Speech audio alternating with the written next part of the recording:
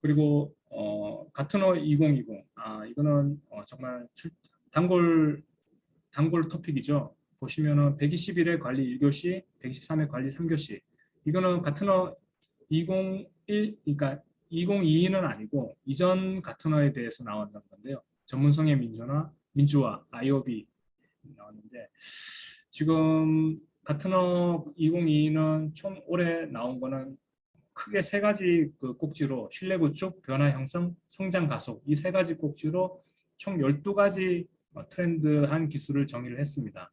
이 하나하나를 좀 명확하게 아는 게 중요하고 또한 이 12가지를 한 번에 카테고라이징해서 작성하는 것도 중요합니다. 가트너는 충분히 나올 수 있고 또 개별 문제가 1교시형 또 2교시형으로 충분히 나올 수가 있습니다. 한 번씩 보면 실내 에너지 엔지니어링 영역에는 데이터 패브릭, 사이버 보안 메시, 개인정보 보호 광학 컴퓨팅, 클라우드 네이티브 플랫폼이 있고 변화 만들기 쪽은 구성 가능한 애플리케이션, 의사결정 인텔리전스, 초자동화, AI 엔지니어링, 성장 가속화 영역에는 분산 엔터프라이즈, 총경험, 자율 시스템, 생성 AI가 있습니다. 그중 제가 좀 두 가지 정도는 좀 보시면 좋을 것 같아가지고 선정한 두 가지에 대해서 말씀을 드리겠습니다. 첫 번째, 생성적 AI 또는 제너레이티브 AI라고 합니다. 주요 모델로는 간, 그다음에 오토인코드, VAE라고 있습니다. 생성적 AI는 주어진 학습 데이터를 학습하여 학습 데이터의 분포를 따르는 유사한 데이터를 생성하는 모델입니다. 다시 말씀드리면 학습 데이터와 유사한 샘플을 뽑아야 하기 때문에 학습 데이터의 분포를 어느 정도 안 상태에 생성하는 explicit, 반대로 잘 모르지만 implicit하게 묵시적으로 다양한 모델을 존재하는 이 두 가지 타입이 있습니다. 그러니까 explicit하고 implicit 두 가지가 있는데 저희가 잘 아는 간은 implicit의 어떤 대표적인 모델이고 explicit, 그러니까 명시적으로 분석하는 쪽은 CNN, RNN 이런 형태가 있습니다. 생성적 AI의 어떤 연관 토픽으로는 자기지도 학습, 그 다음에 간, 오토인코드, VAE, 마르코프 체인이 있습니다. 생성적 AI 대표적인 모델 세 가지를 보시면 그 다음에 간, 그 다음에 오토인코드, VAE 요 세 가지 각각도 되게 1교시용으로 충분히 나올 수 있고 작성을 할 수 있게끔 준비하시는 걸 권장을 드립니다. 두 번째 가트너 2022에서 제가 좀 선정한 거는 PEC, Privacy Enhancing Computing으로 키워드로는 재현 데이터, 동용 암호, 샤본 프라이버시. PEC라는 건 기밀성을 손상하지 않고 처리할 수 있도록 데이터 및 알고리즘을 변환, 처리, 분석, 안전한 신뢰 환경을 제공하는 다양한 기술들의 총칭입니다. 어떤 특정한 하나의 모델을 의미하는 것이 아니라 기존의 암호화된 데이터, 분석된 데이터를 훼손하지 않고 그 결과를 온전히 유지하는 형태의 어떤 기술들을 총칭하는데요. 데이터에 대한 어떤 그러한 모델을 보시면 PC의 어떤 주요 유형별 모델을 보시면 프라이버시 보호 모델이 있고 그다음에 연합학습, 재현 데이터, PPDN, 동영암호 이렇게 있습니다. 각각 이것 또한 사실은 각각 하나하나가 더 중요하고요. 특히 저는 동영암호는 충분히 또 나오고 있고 계속 준비를 해야 되는 토픽입니다. OW ASP 탑 10을 제가 선정을 했습니다. 2021년에 다시 그 OW ASP 탑 10이 발표가 되었고 신규로 그러니까 기존에 있던 것들이 없어지고 신규로 추가된 것들이 있습니다. 보시면 2021년에 새로 추가된 세 가지가 있습니다. Insecure Design, 그다음에 Software and Data Integrity Failures, Server-Side Request Forgery 이 세 가지가 신규로 추가됐습니다. OWS 탑 10은 그 자체로 나오는 수 있는 충분히 가치가 있는 문제고요.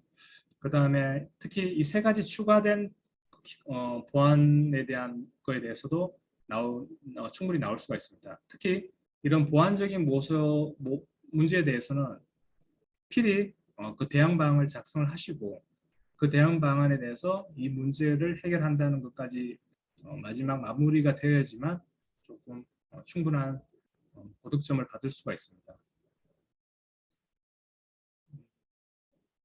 OWASP 탑10 중에 마지막에 있는 SSRF를 제가 선정을 해봤는데요. CSRF와 다르게 충분히 SSRF도 나올 수 있다고 생각이 듭니다. SSRF는 공격자가 서버를 속여 무단 요청을 보내도록 유도하는 방법입니다. 공격 이름으로 짐작할 수 있듯이 원래 서버가 요청을 공격하는 자가 유저하는 것을 의미합니다.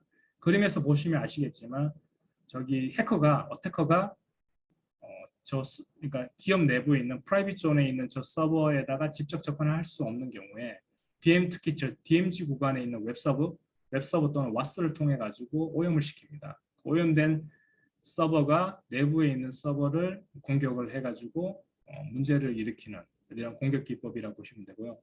이런 SSRF에 대한 어떤 방지 방법으로는 입력값을 그러니까 인풋되는 입력값을 검사를 하고 또는 또 최소 권한을 그러니까 기본적으로 최소 권한을 사용해 설정을 해가지고 접근을 할 수 있도록 유도를 하는 거, 그 다음에 접속 기록에 대한 알람, 그 다음에 개발 보안 SDLC를 적용해가지고 전 구간에 대해서 개발, 운영, 전 구간에 대해서 보안을 적용하는 것이 중요합니다.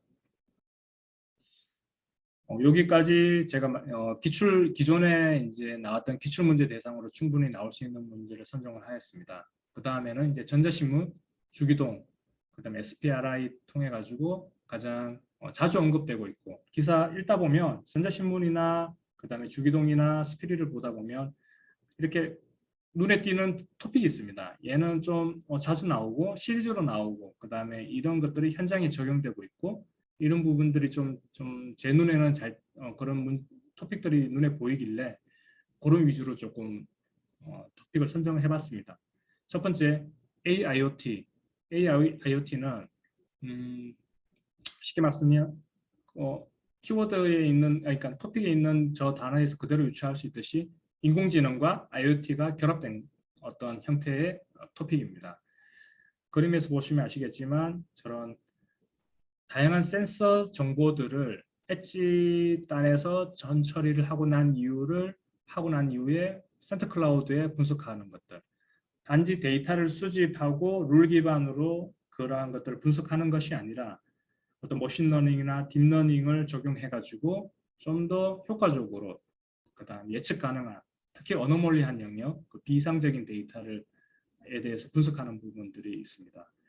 IoT의 어떤 흐름을 보면 데이터에 대해서 컬렉트하고 저장하고 처리하고 분석하고 제어하고 이 흐름으로 계속해서 순환 반복이 되는데 AIoT는 그 사이사이에 데이터를 전처리한다거나 그 다음에 AI적인 요소를 직접적으로 주입한다거나 이런 요소의 흐름을 볼 수가 있습니다.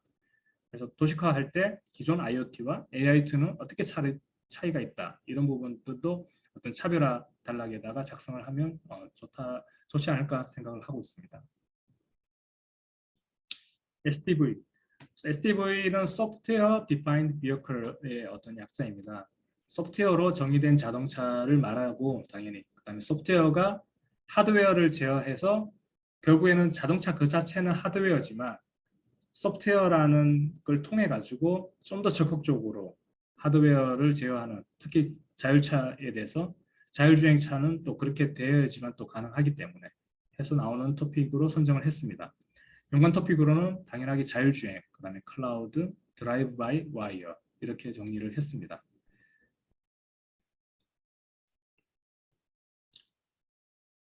지금 가장 최근에 MWC 발표한 현대자동차에서 발표한 그 세미나에서 제가 보고 좀 자료를 찾아봤는데요. 아무래도 이런 기존 OEM, 그러니까 자동차 제조사에서는 이런 SDV에 많은 관심을 갖고 있고 또한 그 관심을 갖는 이유는 자율주행 차량을 제작하기 위해서는 아무래도 기존 하드웨어 방식이 아닌 소프트웨어 방식으로 전환을 해야 되기 때문에 SDV를 많이 준비를 하고 있습니다. 그리고 결국에는 SDV도 소프트웨어 기반으로 돌아가야 되기 때문에 OS도 있어야 되고 OS에 올라가는 프레임워크, 그 다음에 그런 플랫폼 이런 구조에 대한 아키텍처가 갖춰져야 되는데 자료를 좀 찾다 보니까 지금 현대자동차에 있는 어떤 구조의 어떤 요소들을 조금 제가 참고를 했습니다. CCOS는 Connected Car 운영체제의 어떤 약자인데 보시면은 리눅스 기반의 어떤 커널이 있고 그 위에서 이제 기본적으로 먼저 하드웨어적인 요소들이 밑에 깔리고 그 위에 이제 리눅스 커널이 있고 그다음에 차량에 대한 연동 프레임워크, 그다음에 IVI 인포테인먼트 처리하는 부분, 그다음에 커넥티비티 처리하는 부분들, 이러한 OS 부분들을 조금 쉽게 말씀드리면 스마트폰 같은 경우에는 구글이나 아이폰이 이미 OS 영역에서는 꽉 잡고 있고 그들이 이제 시장을 주도하고 있잖아요. 근데 이제 자율주행은 아직 그렇게 OS를 뭔가 선점하고 있고 있는 그런 기업은 없습니다. 이제 주요 플레이어들이 이런 자율주행 관련된, 특히 자동차에 관련된 이런 OS 영역까지 이제 표준화 쪽에서 관심을 갖고 있고 빨리 이 부분을 선점을 하려고 부단히 노력을 하고 있습니다. 다음, 디지털 자산 기본법. 디지털 자산 기본법은 가상자산 기본법이라고도 합니다. 내용은 정의는 새로운 정부, 이번에 이제 저희 정부가 바뀌었잖아요. 보면 가상자산을 증권적 자산으로 정의하고 제도적 자산으로 인식을 전환했으며 디지털 자산 기본법을 제정을 통해 소비자 보호와 시장을 육성하는 데 추진하는 법입니다. 다시 쉽게 말씀드리면 코인이나 이런 것들이 조금은 어떤 자산적인 요소가 개인적인 어떤 저희가 화폐, 어떤 그런 화폐 단위 어떤 그런 자산이 아니라 그냥 어떤 디지털 자산으로서의 어떤 그런 가치가 있는데 이런 것들을 좀 더 합법적으로 저희가 거래하는 증권적인 자산으로 그런 것들을 이제 흡수하는 형태의 어떤 기본법이라고 보실 수가 있습니다. 가상자산 기본법의 주요 내용은 크게 세 가지 꼭지가 있습니다. 발행, 공시 규제와 영업 규제, 사업 규제. 요 각각에 대한 세부 내용을 조금 한 번씩 보시면 좋을 것 같고요. 그 다음에 가상자산 기본법을 통과로 인한 기대 효과가 있는데 어떤 거래소적인 측면, 투자 보호 측면, 시장 활성화 측면, 시장 투명성 측면에서 있습니다. 충분히 디지털 자산 기본법은 1교시로 나올 수 있을 거라 예상이 되고요. 그 다음에 주요 내용, 기대 효과를 더한다면 2교시까지 나올 수 있을 거라고 생각을 하고 있습니다. 연관 토픽으로는 코인판 DART, 그냥 코인, 어떤 저런 비트코인이나 이더리움 같이 그런 코인들을 전자공시 시스템이라고 말씀드릴 수 있고요. 그 다음에 블록체인, 비트코인, 이더리움, 이 연관 토픽이 있습니다. 메타모빌리티. 메타모빌리티란 로보틱스와 메타버스가 결합한 개념인데 조금은 저도 이제 이 자료를 찾다가 공부도 좀 하게 되고 이 개념이 사실은 현대자동차, 우리나라인 현대자동차에서 이 MWC에서 이 개념을 좀 발표를 했습니다. 이 개념을 발표했고 메타버스, 그다음에 디지털 트윈, 사실은 이러한 것들보다 더 상위에 묻는 개념으로 조금 저는 이해가 되고요. 이런 부분들이 조금 저희가 보시면 그러니까 로봇이나 그다음에 뭐 자율주행차, 그다음에 어떤 UAM 이런 것들을 다 통합해 가지고 어떤 사람이 공간적인 이동을 하지 않더라도 원격지에서 그 현장에 있는 공장, 뭐 농지 또는 다양한 어떤 원격지에 있는 곳에서 공간의 어떤 한계를 넘어서서 자유롭게 뭔가 제어를 한다거나 그다음에 사람이 어떤 제어를 한다는 이 영역을 메타모빌리티라고 저는 이해했고 이렇게 자료를 준비를 했습니다. 그래서 좀 더 어떤 특정 메타버스, 디지털 트윈 이거보다 좀 더 상위의 개념의 어떤 모빌리티 개념이 더한 그런 영역으로 이해해 주시면 좋을 거고요. 충분히 얘도 디지털 서비스 영역으로 1교시형으로 충분히 나올 수 있다라고 생각이 듭니다. 그다음 딥페이크. 딥페이크는 이전에도 계속 나오고 있는 토픽인데요.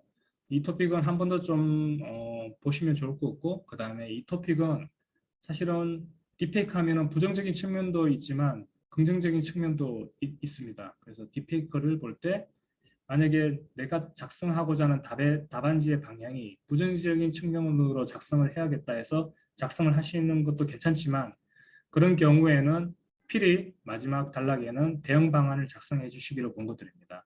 그래서 이런 부정적인 요소를 없애기 위해서는 이러한 요소가 필요합니다. 라고 작성을 하시면 좋을 것 같고 부정적인 측면도 아니, 긍정적인 측면도 작성을 하면 좋긴 하지만 조금은 제가 생각하기에는 딥페이크는 두 가지 요소를 조금 골고루 쓰는 것이 가장 바람직하지 않을까 생각이 듭니다. 부정적인 측면으로는 아무래도 개인적인 영상을 좀 부정적으로 활용을 해가지고 나가 아닌 다른 사람으로 이미지를 입혀가지고 그 사람의 어떤 이미지를 훼손시키게끔 하는 그런 부정적인 측면이 있습니다. 이런 대형 방어로는 생리적인 특성 탐지를 한다거나 이미지 기반 탐지를 한다거나 주파수 기반을 탐지하는 이러한 대형 방안을 작성을 해주시면 좋을 것 같고요. 긍정적인 측면은 아무래도 돌아가신 고인들을 좀 더 한 번 더 좀 디지털이긴 하지만 그러한 고인들과 소통하는 기술로서도 긍정적인 어떤 요소가 있다고 생각이 듭니다. 그림을 보시면은 이제 간을 많이 활용을 하는데요. 생성자와 판별자 요소를 많이 할 때 이런 그라운드 트루스가 있습니다. 그라운드 트루스를 조금 아시는 분도 아시겠지만 그라운드 트루스는 지도학습의 어떤 라벨과 조금은 차이가 있습니다. 그라운드 트루스는 그런 진짜 딱 정해진 정답이 아니라 모델이 원하는 답으로 예측해 주기를 바라는 답을 그라운드 트루스라고 합니다. 그래서 간에서는 딥페이크에서는 이런 그라운드 라벨이 아니라 그라운드 트루스를 통해 가지고 학습을 한다. 그 부분을 좀 보시면 좋을 것 같고요. 그다음에 연관 토픽으로는 칩페이크, 쉘로우 페이크라고 있는데 쉘로우 페이크는 딥페이크랑 거의 유사하게 쓰는 용어이고요. 칩페이크는 인공지능이 어떤 영상을 뭔가 편집한 게 아니고 사람이 편집한 거를 칩페이크라고 합니다. 다음 STO는 시큐리티 토큰 오퍼링의 약자로 증권형 토큰 공개를 의미합니다. 저희가 기업에서 그 주식으로 이제 상장 기업으로 이제 상장할 때 IPO라는 거죠. 기업 공개라고. 우리 기업은 뭐 재무제표는 이렇고 우리 기업은 이렇게 투명하고 우리는 이제 주식회사가 될 거야라고 선언하는 게 IPO인데요. 근데 반대로 코인 쪽 영역에서는 ICO라는 게 있습니다. 가상화폐 공개라는 게 있는데 그 사이에 ICO와 IPO를 결합한 게 STO입니다. 한국말로는 증권형 토큰 공개 이 세 가지 이렇게 말씀을 드릴 수 있고요. ICO 그러니까 STO를 통해 가지고 토큰도 어떤 접근 형식으로 거래할 수, 그러니까 자본시장법으로 거래할 수 있게끔 할 수 있다는 게 가장 중요한 것입니다. 결국에는 저렇게 약간의 조금 그러니까 음지에 있는 어떤 그러한 것들을 약간 제도권 안으로, 그러니까 제도권 밖에 있던 영역을 제도권 안으로 들어오는 이 영역을 STO라는 걸 통해 가지고 그런 것들을 제도권 안으로 관리할 수 있게끔 그렇게 정의를 하고 있습니다. STO는 ICO를 조금 말씀드리면 일반적으로 ICO는 유틸리티 토큰이라고 부르기도 합니다. 근데 유틸리티 토큰 특성상 그냥 얘는 지분을 요구할 수 없습니다. 이 지분은 쉽게 말해가지고 저희가 배당, 일반 주식일 경우에는 배당이라고 해당되는데 ICO 같은 경우에는 그 주주들이 배당을 요구할 수가 없습니다. 근데 STO는 소유권을 인정을 하고 일반 주식과 같이 배당을 요구를 할 수가 있습니다. 그게 좀 차이점이 있고요. 대표적인 STO 플랫폼은 ERC-20이 아니라 별도의 어떤 플랫폼이 있습니다. 폴리메스에서 정의하는 STO20, 그 다음에 수엄 펀드에서 정하는 SRC20 이렇게 있습니다. 그 다음 트래블룰. 트래블룰도 지금 전자신문 주기동에서 가끔 눈에 띄는 그 토픽인데요. 트래블룰은 이제 한국말로 자금 이동 규칙 이렇게 표현을 하고 있습니다. 토큰, 그러니까 저희가 코인 같은 경우에는 아무래도 송금하거나 그 다음에 뭐 이체할 경우에 투명하지 않다 보니까 이러한 것들을 조금 더 합법적 내에서 저희가 관리를 하고 있고 자금이 어떻게 흘러가 있는지 제도권 안에서 추적 가능하게끔 그렇게 제정된 법이라고 보시면 될 것 같고 가상자산이 사업자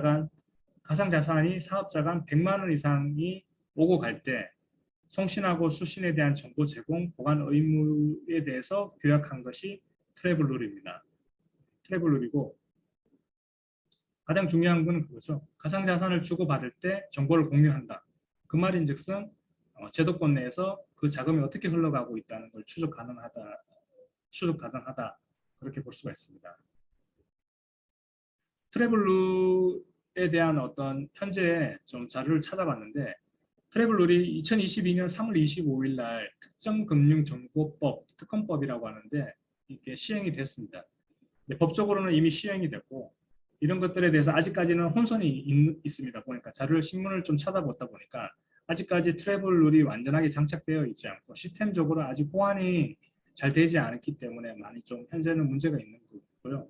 그리고 이런 찬반 의견을 조금 보았는데 찬성하는 의견 쪽은 아무래도 가상자산을 통한 자금 세탁을 방지하고 소비자의 보호를 제고할 수 있는 어떤 찬성 의견이 있고 반대 의견으로는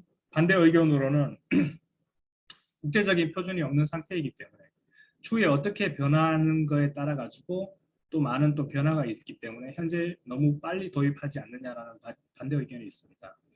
3월 25일 기준으로 트래블 현황을 보시면 업비트, 빗썸, 코인원, 코빗에서 제공하는 트래블 룰 솔루션이 있는데요.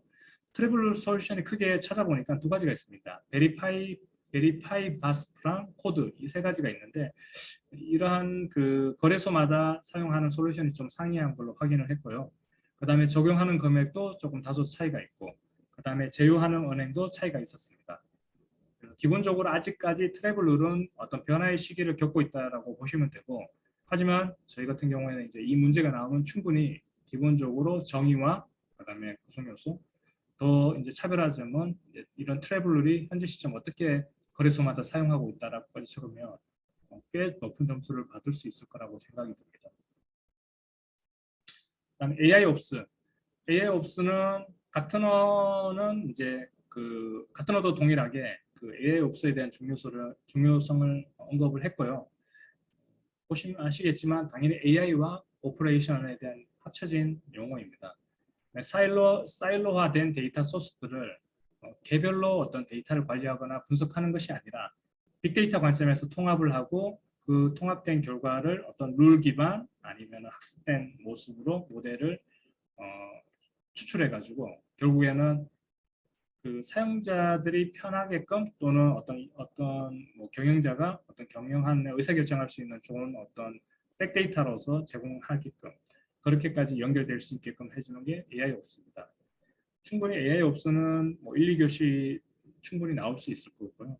연관돼 가지고는 뭐 DevOps, MLOps, 그다음 모델Ops, CI/CD, Agile 가장 요즘 관련된 모든 키워드들이 다 연관된다라고 생각할 수가 있습니다. AI옵스의 어떤 처리 프로세스를 보시면 데이터에 대한 수집과 분석하고 그 다음에 자동화 및 조정을 하고 마지막으로 시각화 이렇게 흘러가는 프로세스도 조금 나름 정리를 하시면 좋을 것 같고요.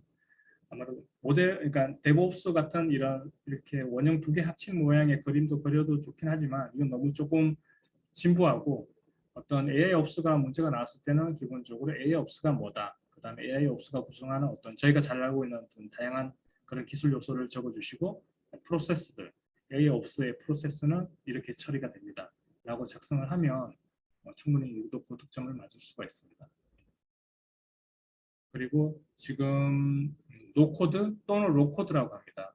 그 개발자가 없이 그러니까 일반 업무 담당자가 적당한 또는 어떤 개발할 수 있는 IDE만 제공이 되면 어떤 기능 단위로 얘를 조합해 가지고 어떤 프로그램을 만드는 형태의 어떤 개념인데 요즘 많이 기업에서 많이 지금 이제 초기이긴 하지만 기업에서 저 노코드와 로코드를 도입을 꾸준하게 하려고 노력을 하고 있습니다.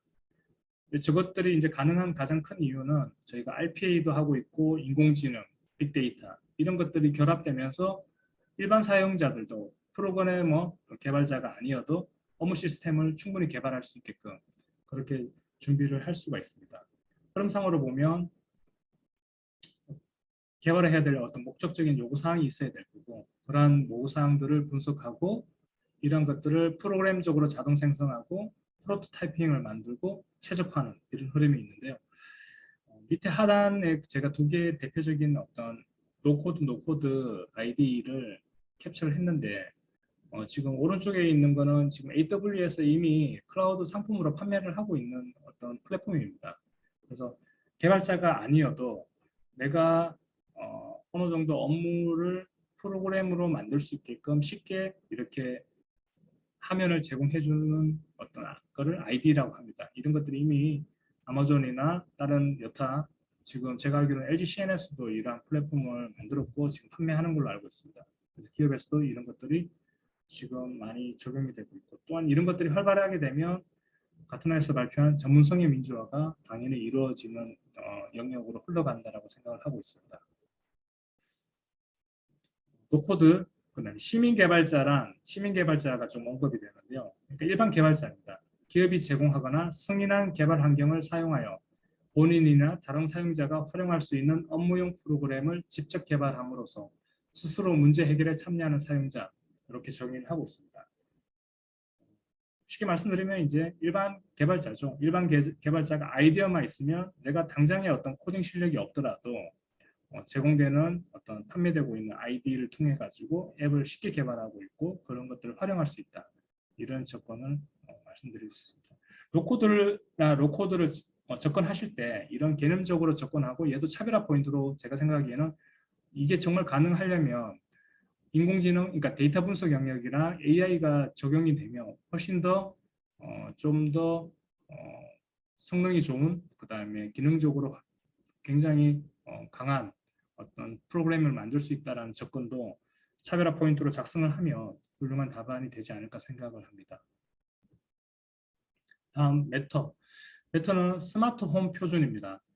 2019년 12월 18일에 발표됐는데 IoT 기기들을 제작하는 업체들이 너무 다양한데 이러한 IoT 기기들의 어떤 상호 운영성 측면에서 표준이 메터라고 보시면 됩니다. 쉽게 말씀드리면 저희가 가정을 생각해 보면 저희 집 같은 경우에도 보면 청소기, 그다음에 CCTV, 그다음에 뭐 냉장고 등등 다 제조사들이 다르다 보니까 이러한 IoT 간의 연계를 묻는 일이 쉽지가 않습니다. 현재 되지도 않고. 하지만 이제 이러한 것들을 표준으로 좀 정리를 하고 다양한 제조사이더라도 이 메터를 통하면 응용단에서는 좀 표준화된 그다음에 이런 홈 기기들을 또는 홈 기기 아니더라도 이런 IoT 기기들과 효율적으로 연결할 수 있는 방안에 대한 표준 시스템 플랫폼이라고 보시면 되고요. 가장 중요한 거는 얘가 가능하려면 모든 디바이스들이 IP 기반의 프로토콜을 준수해야 된다는 게 가장 중요한 요소입니다. 지금 참고적으로 직비나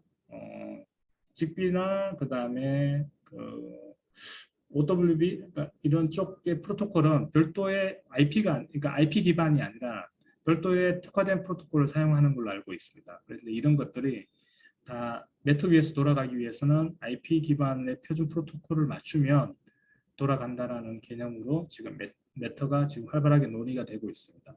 가장 중요한 키워드는 IP 기반 프로토콜이어야 되고 그다음에 IoT 기반의 플랫폼 간의 상호 운영성 요렇게 이해하시면 될 것 같습니다.